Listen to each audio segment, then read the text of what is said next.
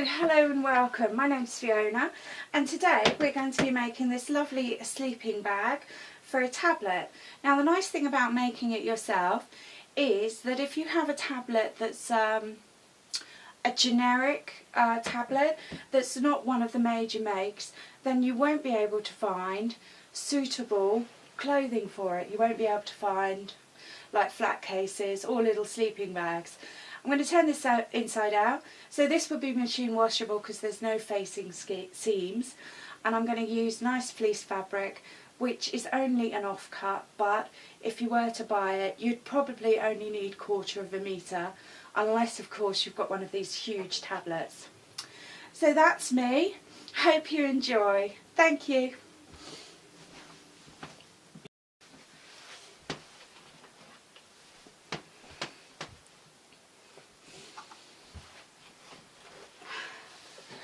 So let's get started then.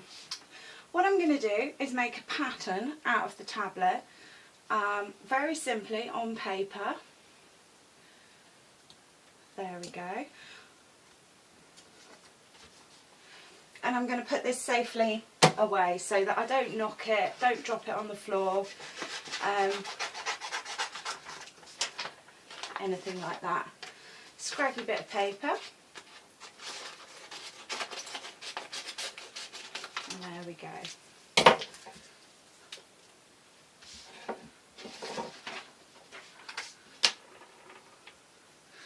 So what I've got here is fleece material. I love fleece material and it's ideal for this.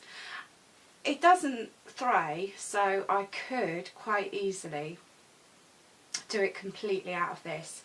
Now I'm going to fold it into 4 because I'm going to have 4 bits of fabric. Lovely. I'm going to move the fold over a bit so I don't waste too much material. So there we go. Now I not only need a hemming allowance, I also need the height of the tablet. Now this one's quite a thin one, but I've seen them a lot thicker than that. So that's what, 1/2 inch, 1/4 inch. So, and then I'm going to give myself the same again, another 1/4 inch as hem allowance. So there we are. I've got the paper, which is just the size of the tablet, and then I'm giving myself a good 1/2 inch of hem allowance for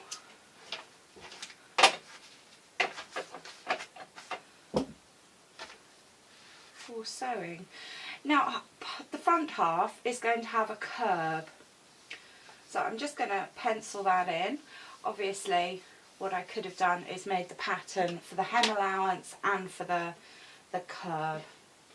Now all I have to do is then cut around.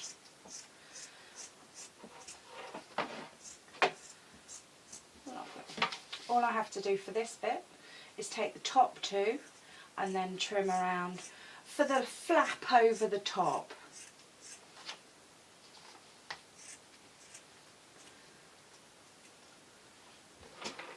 There we go.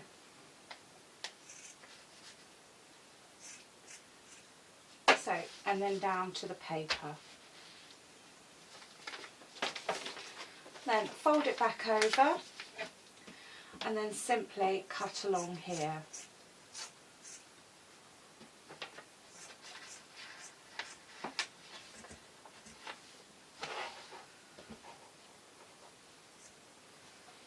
Get that out of the way. I'm just going to straighten this up because I nearly dropped the fabric.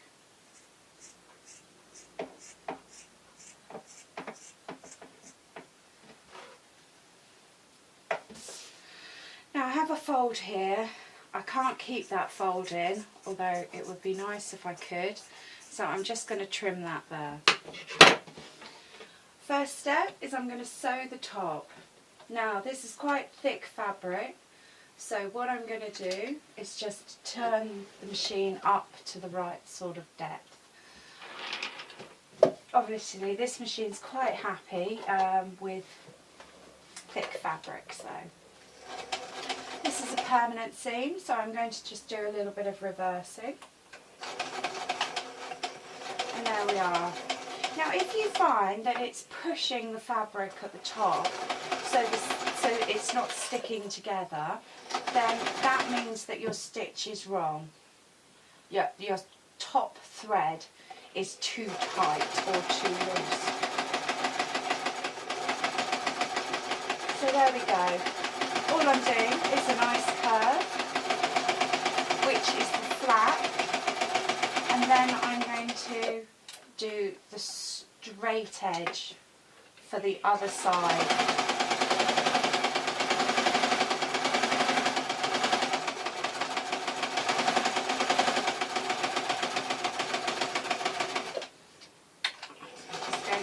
That off for you. There we are. So let's pull this out, making sure that we've got a lot of thread on the drep stream so it doesn't unthread itself. So that's what I've got now. What I'm going to do is just turn this inside out.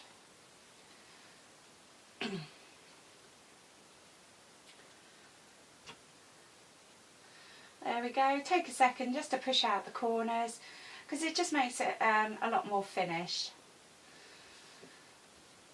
So there we are. Now bend that seam round because I don't want any puckering. There we are. Push it with my fingers. Technical term I think is pinching it, but there we are. So you can see it's really taking shape. Now what I want to do is hem in these ones. Okay, so we've got it facing the right way. And to get the hem not just on the inside, but to be on the inside of the finished product, I'm going to take the top corner and fold it round so it's now on the back. I'm going to make sure that my flappy bit doesn't get caught in this seam, and then I'm going to pull all 4 bits of fabric so that I can sew along the line. So there we are. I've got the edge of the 4 bits of fabric. I'm just going to run through that again. I'm going to get it as I would like it, as a finished object. And then I'm going to take just one of the folds and fold it over and then seam these 4 bits together. I'm going to take time to make sure that I don't catch anything so that I don't have to unpick it and just do it again. So there's my flap folded over. You can just see the seam of the thread there, and it was right facing. And when I've got these straight, obviously you get to take a bit of time. I do need to take a bit of time. I'm going to just sew up the line. Now I'm sewing a lot thicker fabric now, so what I'm going to do is I'm going to make sure that this thread has a big enough stitch. I'm not going to adjust the bobbin's fine. And also what I'm going to do is I'm going to leave myself a good ½ inch because I'm going to need that fold in a moment. And then it's just straight line sewing again, which we can do. We can all do that, can't we? There we are. I have got the point of this seam right up to the point of that seam, because that's going to make it look quite tidy in the end.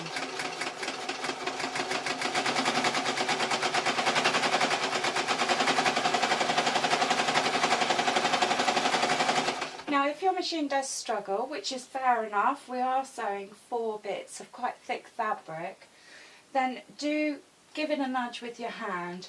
This is just to help the motor. Now this machine is quite an old one, it's quite a strong one as well, and it was sort of top of the range probably 30 years ago. There we go. So I've done that seam. I know the newer ones would probably have a bit more problem, and there we go, we can fold it all round the right way.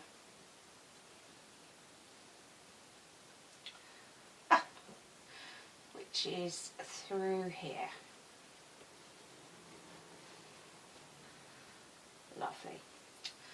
So yes, take a bit of time, make sure that you've got the right bit of fabric to fold back over. Just going to fold it through so you can see where we are now. What I've got is the little flap and the front of it. Now this can just tuck in. We can see that that's now that. Now the right side of the fabric is on the inside and on the outside, which is quite important because the next step I'm going to show you is a bit more tricky. Well, I think it's a bit more tricky. So there we go. What I'm going to do next is I'm going to take this bottom seam of the fabric. Now the reason that we left an inch when we sewed it up was for this reason, because I'm going to sew from there to there. And I'm going to leave this top one out of the way, because in a moment I'm going to turn it inside out again.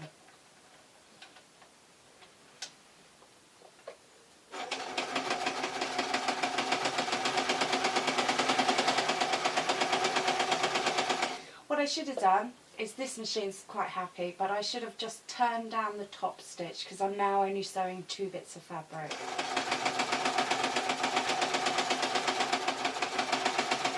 So that's that. This is a permanent seam, so I'm going to just do a couple of reverse stitches. I'm going to save myself lots of thread so that I don't unhook the needle. Lovely. Stop it. Now what I can do is I can hand sew this in, or as it's not a visible seam, I can just run along the sewing machine. So I'm going to push this one that we've just sewn out of the way, and then I am going to fold this over and fold this over. So I am now sewing 4 bits of fabric, and I could hand sew. This is an inside seam. We're going to turn the whole of this little sleeping bag inside out in a moment. Now again, some machines don't like sewing that thick of fabric. It is going to need slightly bigger stitch at the top, so I'm going to push the foot down and then I'm going to hold this little seam in place. You see, it's struggling. I'm just going to push it started with my hand and make sure the fabric is moving. Now, quite often you'll see people tug the fabric. That's great. What you don't want to do is tug it so hard that you break your needle. And it is just trial and error, this. So there we go, we're just running a flat stitch. It's a permanent seam, so I can go over like that. Lift the foot up again and pull it out of the way. So all we've done so far, except for some crafty folding, is flat seams. I'm going to put my hand in there, push that through and then push out the corners. Now all my seams are on the inside, so I've got a tidy finished product and it's quite snug in there, so I know that I won't scratch my tablet screen, and I know that if I accidentally drop it on the floor, then these corners are going to protect it slightly. So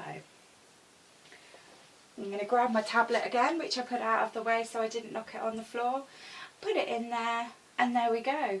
A little sleeping bag for a tablet. Alright, thank you for watching.